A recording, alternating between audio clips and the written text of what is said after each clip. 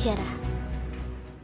Karawang dulu dikenal dengan julukan Lumbung Padi, kota yang memproduksi padi dengan jumlah yang tinggi. Karawang juga dikenal dengan budaya dan keseniannya.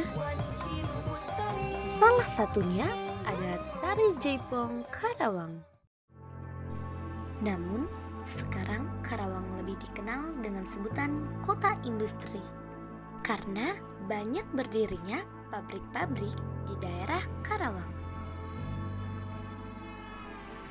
Sektor ekonomi yang dikategorikan menjadi sektor basis dan prospektif di Kabupaten Karawang periode 2010 sampai 2022 yaitu sektor industri pengolahan dan pengadaan listrik dan gas. Untuk sektor industri pengolahan dapat dioptimalkan karena merupakan kewenangan Kabupaten Karawang. Selain itu, untuk sektor non-basis dan prospektif dapat menjadi sektor pendukung dalam perekonomian Kabupaten Karawang. Sektor pertanian, kehutanan, dan perikanan walaupun menjadi sektor non-basis dan prospektif, namun menjadi kontributor pangan yang besar terhadap Provinsi Jawa Barat, sehingga tetap perlu diintervensi oleh pemerintah Kabupaten Karawang. Secara geografis, Karawang memiliki luas 1.911 km persegi. Karawang termaksud dataran yang relatif rendah. Dari data terbaru, penduduk Karawang berjumlah 2,5 juta jiwa. Dari segi geografis, Kabupaten Karawang sangat strategis, serta memiliki bentang alam yang indah.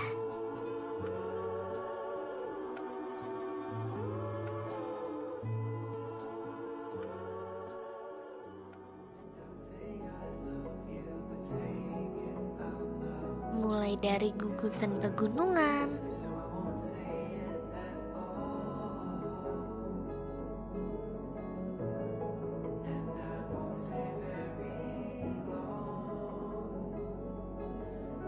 hingga memiliki bentang pantai yang sangat indah.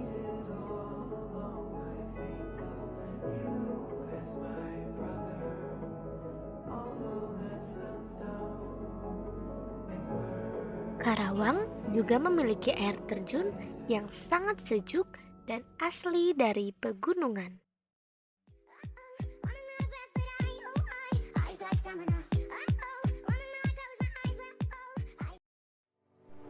Norma agama. Contoh dari norma agama adalah saling menghormati ataupun toleransi dan melaksanakan ibadah sesuai kepercayaannya masing-masing.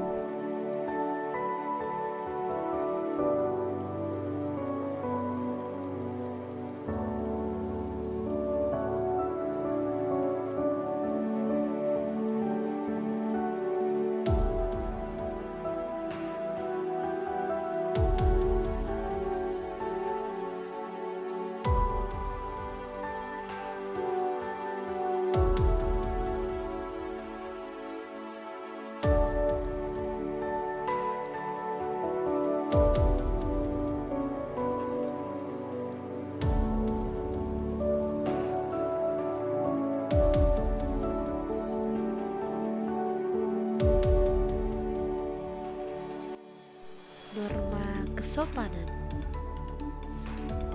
Kita harus sopan dan hormat kepada orang yang lebih tua dari kita. Norma kesusilaan.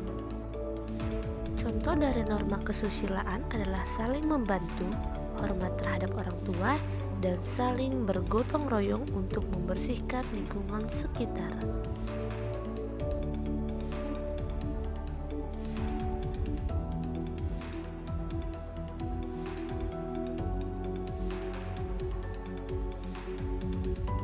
Norma hukum. Kita harus mematuhi peraturan yang ada.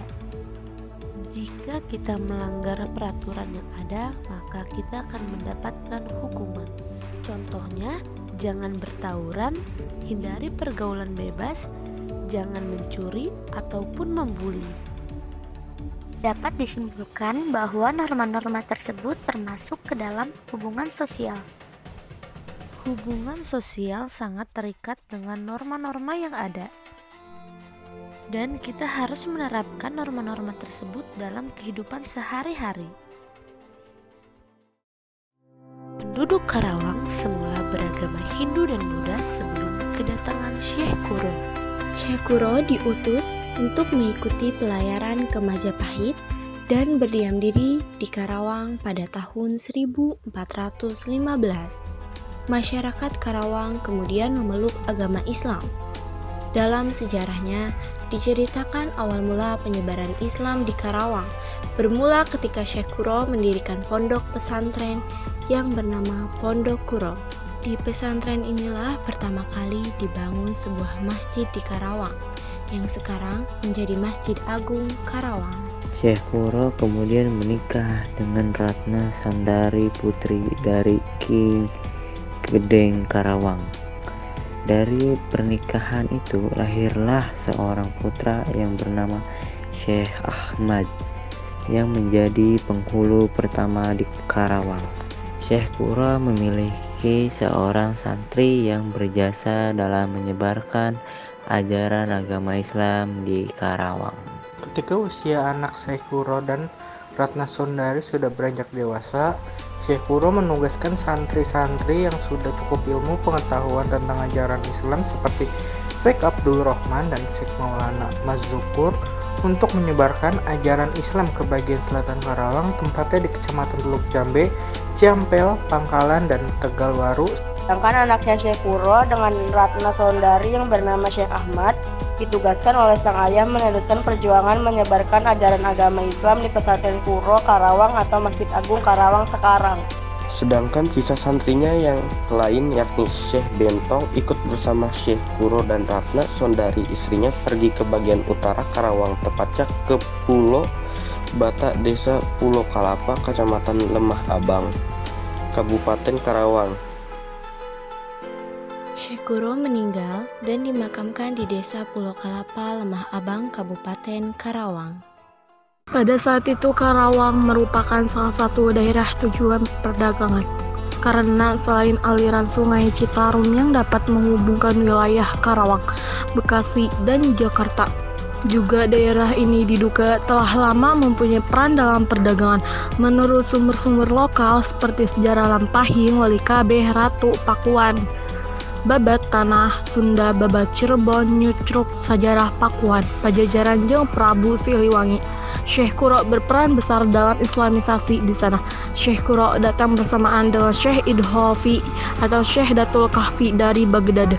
Ridwan Saidi mengatakan bahwa islamisasi tahap awal Jakarta dilakukan oleh Syekh Kuro karena Jakarta, Bekasi, dan Karawang merupakan kesatuan wilayah.